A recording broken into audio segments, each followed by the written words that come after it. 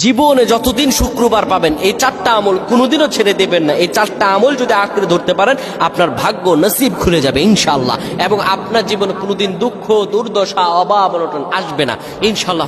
আপনার ব্যবসা বাণিজ্য উন্নত হবে, জীবন উন্নত হবে, জীবন সুন্দর ও সমৃদ্ধ হবে ইনশাআল্লাহ।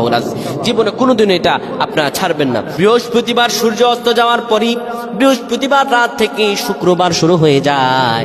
আর শুক্রবার যখন শুরু হয়ে যায়, এক নম্বরে আপনি যেটা করবেন সেটা হলো দুরুদ।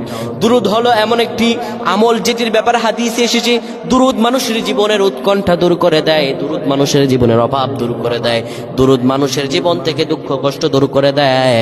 দুই নম্বরে শুক্রবারে ফজর নামাজ কোনোদিনও ছেড়ে দেবেন না। তিন নম্বরে যে আমলটা বলবো এই আমলটা নিজের জীবনের জন্য ফরজ করে নেবেন। শুক্রবারে সূরাতুল কাহাফ ছেড়ে দেবেন না। নবীজি বলেন প্রত্যেক শুক্রবারে যে ব্যক্তি সূরাতুল কাহাফ তেলাওয়াত করবে কিয়ামতের ময়দানে এই সূরাতুল কাহাফ তার জীবনে তার জন্য নূরের আকৃতি হয়ে যাবে।